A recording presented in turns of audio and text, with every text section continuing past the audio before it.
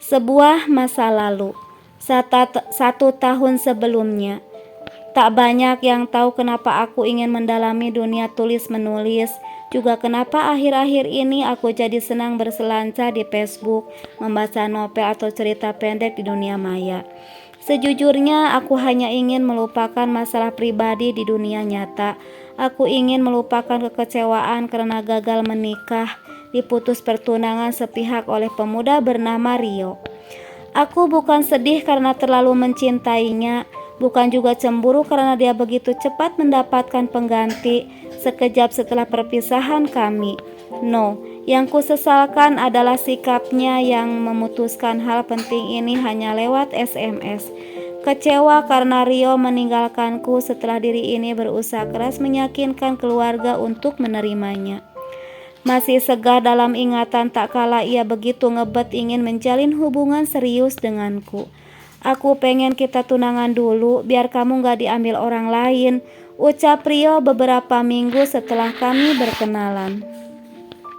Loh kok gitu? Biasanya kalau abis lamaran yang gak lama langsung nikah, timpalku.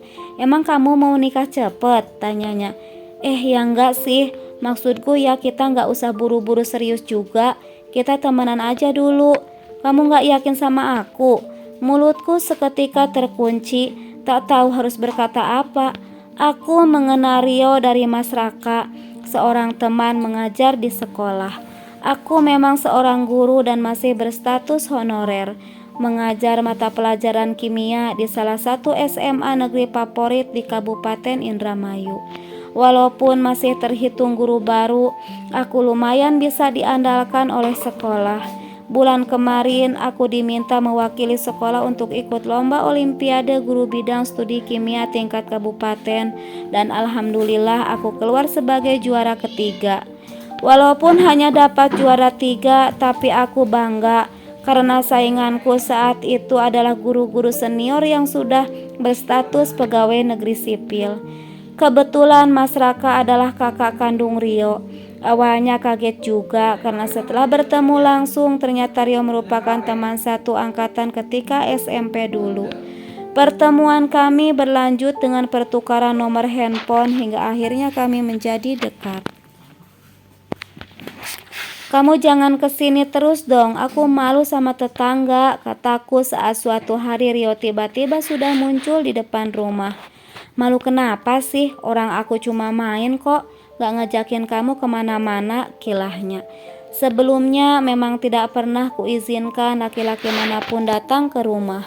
Aku sangat menjaga nama baik keluarga, terutama dari stigma negatif tetangga. Maka ketika Rio sering datang ke rumah meski niatnya hanya sekedar ngobrol, aku merasa sangat terganggu. Mungkin karena aku merasa belum cocok dengannya dan takut jika nanti tidak berlanjut ke jenjang pernikahan. Kebiasaan ini akan jadi gunjingan tetangga. Rio sepertinya ingin terus meyakinkanku agar mau menerimanya. Namun orang tuaku malah memberikan sinyal tidak bagus pada hubungan kami. Walau tidak langsung bicara jujur, tapi aku merasa bapak dan mama kurang setuju jika aku menjalin cinta dengan Rio. Sebetulnya di usia yang ke-23 tahun ini, aku merasa sudah siap untuk menikah. Teman-teman sebaya juga sudah banyak yang menikah dan memiliki anak. Kadang aku merasa iri sambil terus mengulang doa, "Ya Allah, kapan giliranku bersanding dengan pilihanmu?" Seperti saat ini aku pun sering bertanya dalam hati, apakah Rio orangnya ya Allah? Kadang aku berpikir, ya sudahlah, mungkin aku menikah dulu saja dengan Rio. Insya Allah setelah menikah aku akan semakin yakin dan rasa cinta ini akan tumbuh semakin besar. Entahlah, kadang sebegitu anehnya pemikiranku, seperti orang yang kebelet nikah saja. "Mili, Bapak ingin bicara, kamu keluar sebentar." Di suatu malam, Mamah mengetok pintu kamarku. "Ya Mah," aku bergegas membuka pintu, berjalan menuju ruang keluarga. Di sana sudah ada Bapak yang sedang duduk di sofa, sambil menyeruput teh hangat. Aku duduk berhadapan dengan Bapak dan Mamah. Nampaknya ada hal serius yang ingin mereka sampaikan. "Ada apa Pak?" tanyaku sambil memilih tempat duduk. Bapak meletakkan cangkir tehnya di meja lalu berucap, "Bapak mau tanya, hubungan kamu sama Rio sudah sejauh apa?" "Ya, masih biasa saja, Pak. Tapi kemarin dia minta untuk tunangan," kataku. Bapak mendesah panjang. "Sejujurnya Bapak kurang cocok sama anak itu," ujar Bapak. Beliau sosok yang hati-hati sekali dalam menyampaikan sesuatu. Meski pada anaknya sendiri, takut yang diajak bicara merasa tersinggung. "Kenapa, Pak?" tanyaku. "Apa karena dia belum mapan?" "Entahlah, rasanya kok Bapak nggak serg aja. Mama juga kurang setuju kamu sama dia." Mama ikut menimpali. Akhirnya terungkap juga ketidaksetujuan kedua orang tua pada hubungan kami. "Mah, aku dekat dengan siapapun emang gak pernah setuju kok," ujarku bercanda. "Maunya aku sama siapa emang, Mah? Nanti lama-lama aku jadi perawan tua kalau Mama gak setuju terus." "Hus, ngomong kok gak dijaga," sewot Mama. "Maksud Mama sama Bapak itu kan biar kamu dapat yang terbaik," lanjutnya. "Iya, tapi yang bagaimana? Nantilah jodoh kamu pasti datang dengan cara yang tidak disangka-sangka." Duh, rasanya kok susah banget ya minta restu pada Bapak sama Mama ini. Dulu aku pernah dekat dengan cowok teman kuliah yang berasal dari Bandung. Orang tua juga tidak setuju, katanya kejauhan.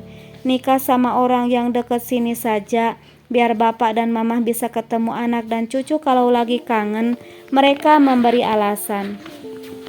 Nah sekarang saat aku sedang dekat dengan pemuda yang rumahnya cuma beda desa pun tetap tak disetujui.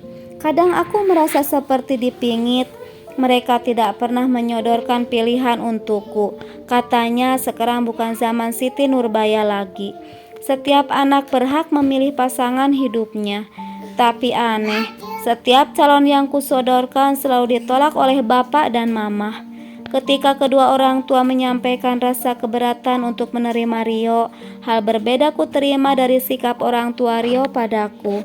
Ya, orang tuanya sangat menerima dan memberi restu penuh untukku menjadi bagian dari keluarga mereka. "Mili, kata Rio kamu minta tunangan ya?" tanya Tante Tia, ibunya Rio, suatu kali saat beliau memintaku untuk datang ke rumahnya. "Hah?" Sumpah kaget banget mendengarnya. Aku melotot ke arah Rio yang cuma senyum-senyum. "Enggak kok Tante, Rio tuh yang ngajakin terus," kataku. "Gak apa-apa kok, kalau kalian mau tunangan dulu juga boleh, biar ada ikatan," tutur Tante Tia. "Jadi milih sendiri maunya kapan?" Aku tergagap. Tante Tia menyuruhku datang ke rumahnya dan langsung mengajukan pertanyaan seperti ini. Aku merasa seperti sedang ditodong pistol. "Bulan depan juga boleh, Bun," Rio yang menjawab. Aku semakin melotot ke arahnya. Boleh, Bunda setuju."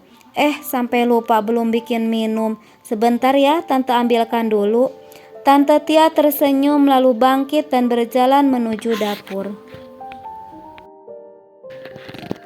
Aku mencubit lengan Rio keras.